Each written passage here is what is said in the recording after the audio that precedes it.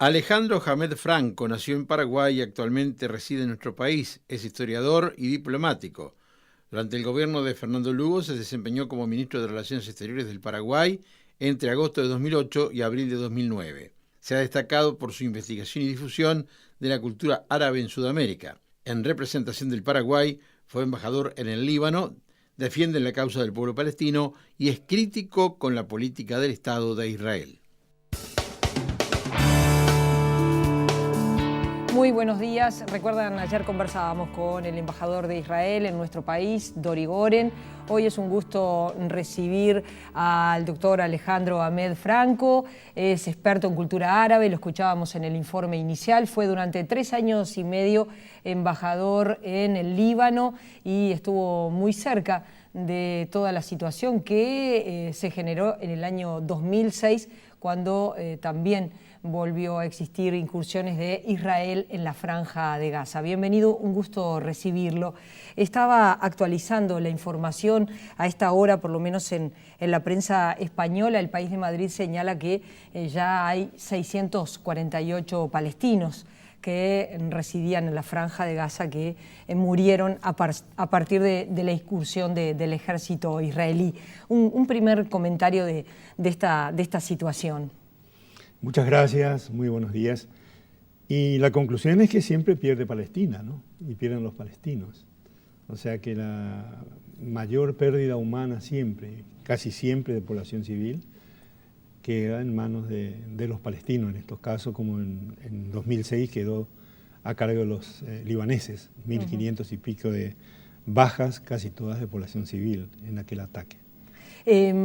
Hamed, Israel y la argumentación que da el gobierno de Israel es señalar que su guerra no es contra el pueblo palestino, sino contra el grupo islamista Hamás, que dispara misiles hacia Israel, que ha construido en esa pequeña franja de Gaza túneles para poder ingresar a Israel y hacer atentados terroristas. ¿Cuál es su visión de este señalamiento que hace Israel y de lo que ha dicho, por ejemplo, el presidente de Estados Unidos respecto a que el Estado de Israel tiene derecho a defenderse? Siempre es un eufemismo eso. Hay que partir de la premisa de que probablemente jamás no existiría si la situación que se da en Gaza y en Palestina fuera diferente, en primer lugar.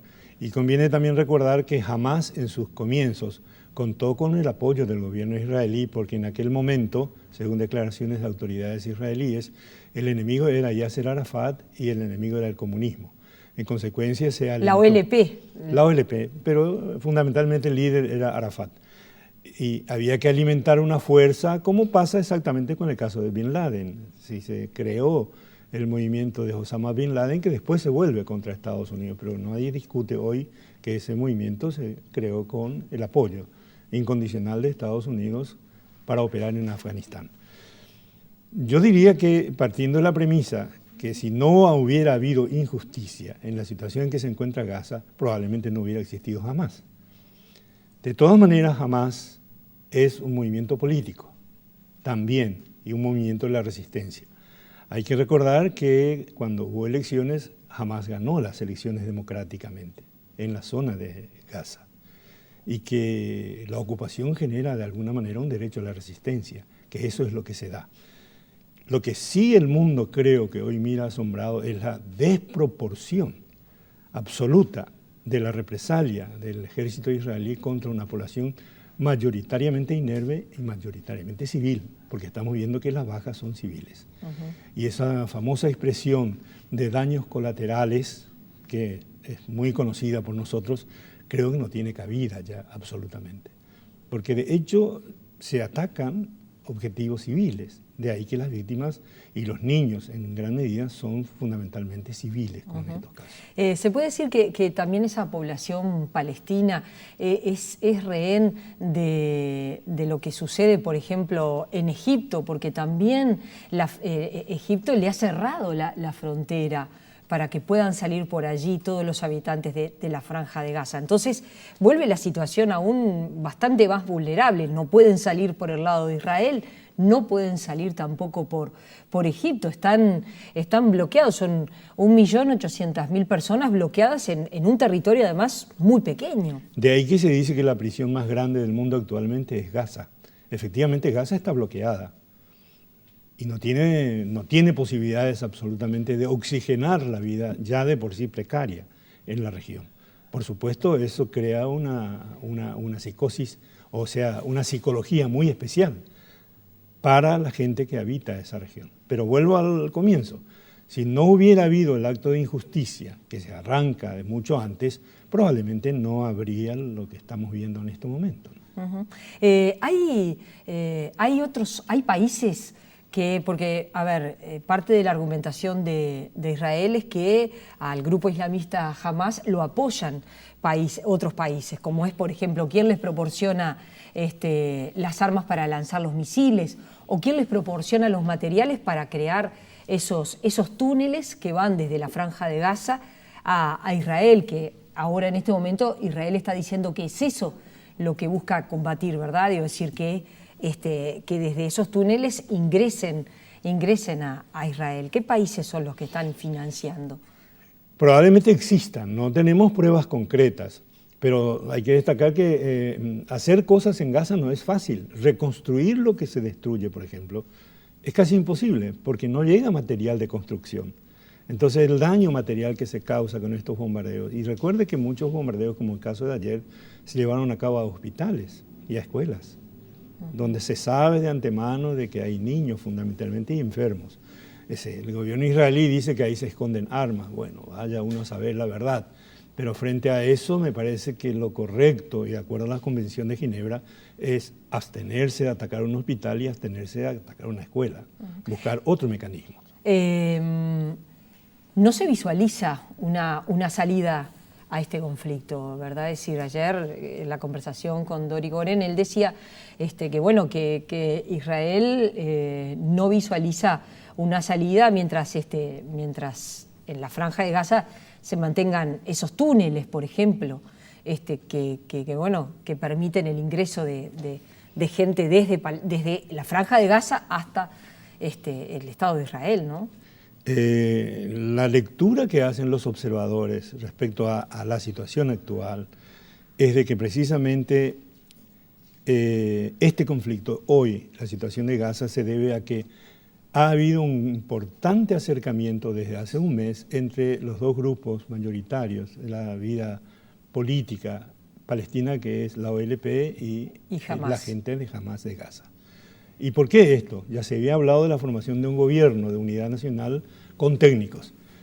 ¿A qué efecto? Y a ver si se pueden empujar las negociaciones, que están trancadas desde hace mucho tiempo. O sea que acá no hay una solución armada, ni de una ni de otra parte. Acá es una solución política. Y esa solución política supone necesariamente el reconocer a las autoridades que están establecidas y buscar mecanismos de poner en marcha, digamos, lo que en algún momento existió, la conversación de Madrid, de Oslo, otras conversaciones, otras negociaciones por ahí. Pero eso no se ve tampoco por el lado de Israel. Hay un obstinamiento en no reconocer esa posibilidad. ¿Y por qué eso? Porque en el fondo los observadores consideran que de hecho hay una política de vaciamiento de la población palestina de Palestina. O sea, cuanto más palestinos se vayan del territorio, más fácil va a ser de alguna manera, cuando haya algún tipo de acuerdo político de convivencia, más fácil va a ser predominar sobre esa población y sobre Palestina. Sí, usted trajo un mapa de cómo era el territorio desde el 46 hasta el 2009 y allí muestra el espacio que ocupaba Palestina en 1946 y lo que ocupa hoy. Este mapa es hasta 2009, donde realmente la presencia y la presencia desde el punto de vista territorial se ha reducido y mucho, ¿no? Considerablemente.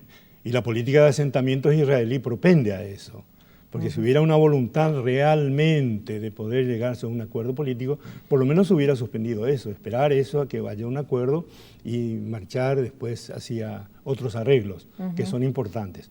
Pero está creciendo cada vez hay más asentamientos, cada vez se destina más dinero para construcción en los asentamientos, entonces no se ve, por lo menos la opinión pública mundial no ve una buena voluntad de cesar con esos asentamientos para sentarse a negociar los problemas pendientes. A la vez, toda esta situación desata reacciones en el mundo, aunque verdaderamente las potencias han sido muy pasivas en cuanto a toda esta situación de conflicto que ya lleva muchos días, que se inició hace más de 10 días y sigue muriendo gente, pero a la vez como que también en el mundo hay reacciones muy... de mucha rabia y de mucho odio, lo que pasó en Francia, que las autoridades prohibieron la manifestación en una zona, en una ciudad donde hay una concentración muy importante de población judía y donde ahí iba gente a protestar, a reclamar, a insultar. Esto desata una situación incluso para los judíos en el mundo un poco complicada, ¿no? Yo solo tengo muchos amigos judíos muy distinguidos y he tenido algunos alumnos y alumnas judías a las cuales aprecio muchísimo, son como hijos míos. Y siempre suelo decir que a mí no me preocupa hoy por hoy, aunque le parezca increíble, ni la comunidad árabe ni la comunidad musulmana en el mundo. Porque la árabe está impuesta, se acepta en términos generales con defectos y vicios. Y la islámica también, hay que convivir con ella. A mí me preocupa la comunidad judía en el mundo. Y estas acciones intolerantes, creo que va despertando de vuelta un sentimiento muy peligroso, porque lo estamos viendo, usted lo dijo, en Francia, estamos viendo el crecimiento de la ultraderecha en Europa. De ahí surge todo esto de alguna manera, porque no vemos intolerancia, no existe una intolerancia hacia la gente de religión hebrea, prefiero llamar así, que en Europa, y no lo hay en América Latina, no lo hay en África, no lo hay en Asia. La historia no registra. La intolerancia estuvo siempre en Europa. Y eso de alguna manera se está manifestando ahora. Pero se manifiesta por la actitud intolerante de dirigentes sionistas, como el ministro de Relaciones Exteriores, que habla de que hay que... Lieberman, que es un señor que nació en Moldavia, como usted sabe. O sea que él recomienda que se expulsen y se tire en el mar muerto a los palestinos. A los palestinos que hace... Usted tomó unas declaraciones de Lieberman del año 2009. 2009 en el diario La Jornada. A los palestinos que hace por lo menos 3.000 o 4.000 años viven ahí, sus tatarabuelos han sido residentes de Palestina. Y un señor que viene de Moldavia, que hoy es ministro de Relaciones Exteriores, recomienda de que se expulse a los palestinos al Mar Muerto para ocupar sus lugares. Dentro de Israel, dentro de la población, hay mucha gente que hoy se está movilizando para detener esta guerra que se está dando entre Israel y Hamás en la franja de Gaza. Sí. Y hay protestas y se pide que se reconsidere que hay dos pueblos que están siendo secuestrados, ¿no? De alguna manera por la entidad sionista. Esas manifestaciones fueron prohibidas en Israel, en Haifa, como usted sabe, que estaban reclamando el cese de esta situación. Hay conversaciones de gente ilustrada dentro de Israel, que hay muchas, que conversa con los palestinos, conversa con los árabes para buscar una solución pacífica de convivencia. Hay expertos israelíes. Hay un uruguayo docente universitario, Gerardo Liebner. Él ha escrito en distintos portales y él señala que en Israel cuesta mucho aceptar a los palestinos. Él le llama la palestinidad. Dice que hay como una mejor convivencia con la población árabe que reside en Israel, pero no así con los palestinos, que a Israel le cuesta mucho aceptar la palestinidad. Así lo expresa él. ¿Usted tiene la misma percepción, la misma lectura de la realidad? No va a ser fácil, Ana María. Ha pasado demasiadas cosas en todo este tiempo, desde el 46, incluso antes. Va a costar restañar la herida, va a costar crear una convivencia, pero yo diría que eso es ineluctable. Tienen que ir acostumbrándose, así como los actores de la Segunda Guerra Mundial, Francia, Alemania, Inglaterra, llegaron a la conclusión que guerreando no iban a ningún lado, entonces crearon la Unión Europea buscando otro tipo de convivencia. Tendrá que llegarse de alguna forma a eso, pero se requiere de mentes lúcidas realmente en el gobierno israelí, como para desprenderse de este designio expansionista que están ellos manifestándose, porque a las pruebas uno se remite, está muy claro. El Israel de hoy no es el de la partición, estamos viendo por todos lados eso. Consecuentemente, tiene que terminar esta política expansionista del sionismo a expensas de los palestinos y buscar una mesa de negociación amplia donde se consideren todas estas posibilidades. ¿Cree usted también que Hamás debería modificar su accionar? Y desde Israel se señala que han caído desde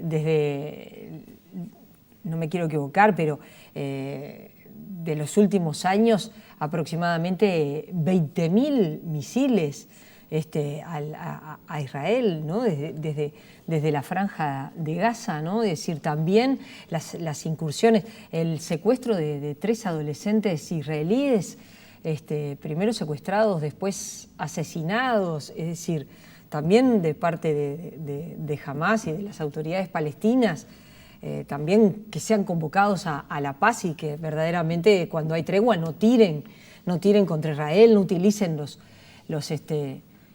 túneles subterráneos que han aparecido en fotos en la prensa internacional, que existen, que no es un invento de Israel. Por supuesto que existe, probablemente.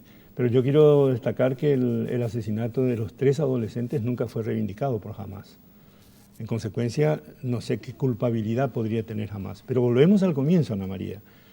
Ni Hamás, ni los túneles, ni esta situación existiría si no existiera la situación de injusticia en la que se encuentra Palestina y Gaza en particular. Y estábamos a punto de dar un paso importante en el momento en que Hamás, de hecho, al lograrse esta unidad con el Fatah o con la OLP, relegaba su liderazgo político y militar en las autoridades palestinas constituidas. Obviamente, si se lograba la formación de ese gobierno de unidad nacional, se comprometía más a las autoridades palestinas de terminar con algún tipo de acción militar, que en el fondo es acción de resistencia. Entonces, lo que dicen los observadores, y repito, es que en el fondo esto boicotea y posterga por un plazo muy extensivo, muy grande, la posibilidad de que se forme ese gobierno, se creen las autoridades y se pueda finalmente ir a una mesa de negociaciones. Da la impresión de cualquier manera que eso está muy lejos. Respecto a los 3 adolescentes, lo que se dice es que generalmente Hamás no suele reivindicar ese tipo de actos, de acciones, sí. Pero que sin embargo son los autores, tampoco no salieron a decir no fuimos nosotros, ¿verdad? Es decir, fueron 3 jóvenes israelíes, 3 adolescentes, que son secuestrados y que aparecen muertos, ¿no? Claro. Y de ahí, empieza toda la incursión israelí en la franja de Gaza, que llega hasta hoy día con estos resultados fatales, como son ya a esta altura 648 muertos y además una situación de cantidad de heridos y además en el territorio, usted que estuvo en esa zona sabe perfectamente que el territorio ha quedado totalmente destruido, ¿no? Sí, ¿Es señor. así? Sí, señor. Será así, Ana María, no quiero entrar en ese detalle, pero recuerdo que en la guerra del Líbano de 2006 también el argumento fue el secuestro de 2 soldados israelíes. O sea, 2 soldados israelíes contra 1.500 y pico de civiles. Me parece muy grande la desproporción. Se está lejos de la paz. Sí. Alejandro Ahmed, gracias por haber venido esta mañana. Volvemos a conversar en cualquier momento. Ha sido un gusto recibirlo nuevamente. Muchas gracias.